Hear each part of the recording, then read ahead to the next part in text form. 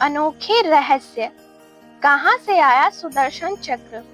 कहते हैं कि सुदर्शन चक्र एक ऐसा अचूक अस्त्र था कि जिसे छोड़ने के बाद यह लक्ष्य का पीछा करता रहता था और उसका काम तमाम करके वापस छोड़े गए स्थान पर आ जाता था। चक्र को विष्णु की तर्जनी उंगली में घूमते हुए बताया जाता है। सबसे पहले यह चक्र उन्हीं के पास था।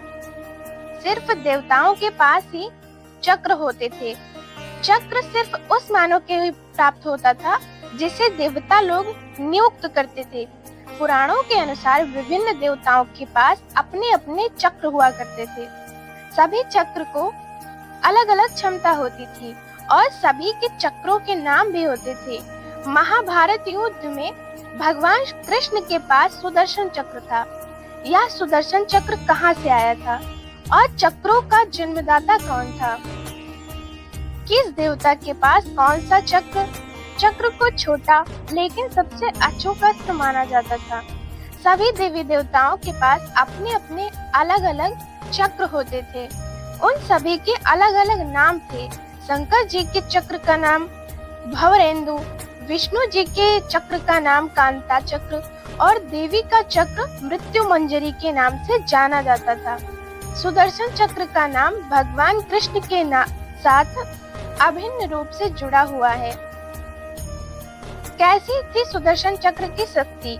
सुदर्शन चक्र ब्रह्मास्त्र के समान ही अचूक था।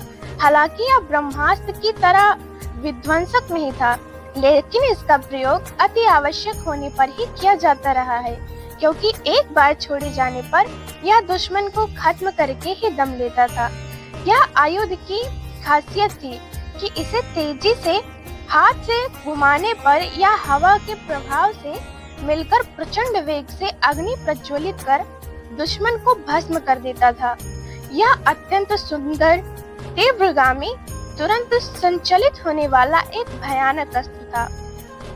परमाणु बम के समान ही सुदर्शन चक्र के विज्ञान को भी अनंत गुप्त रखा गया है।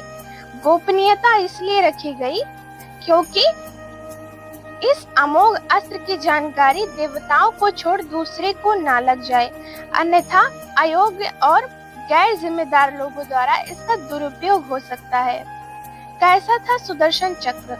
बनावट और रंग रूप में यह चांदी की सलाखाओं से निर्मित था। इसकी ऊपरी और निचली सतह पर लौह सूल लगे हुए थे। इसके साथ ही इसमें अत्यंत विषैले किस्म के विष थे, जिसे दुर्मुखी पैनी छुरियों में रखा जाता था। इस पैनी छुरियों का भी उपयोग किया जाता था। इसके नाम से ही विपक्षी सेना में मौत का भय छा जाता था। किसने बनाया था यह सुदर्शन चक्र? यह दुख जितना रहस्यमय है, उतना ही इसका निर्माण और संचालन भी। प्राचीन और प्रामाणिक शास्त्रों के अनुसार इसका निर्माण भगवान शंकर ने किया था। निर्माण के बाद भगवान शिव ने इसे श्री विष्णु को सौंप दिया था। जरूरत पड़ने पर श्री विष्णु ने इसे देवी पार्वती को प्रदान कर दिया था। भगवान श्री कृष्ण के पास यह देवी की कृपा से आया। एक मान्यता है कि भगवान कृष्ण को यह सुदर्शन चक्र परशुराम से मिला था।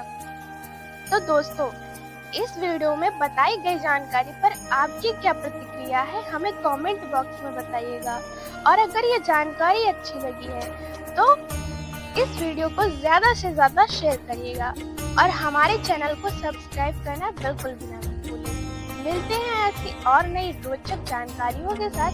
तब तक के लिए राधे राधे।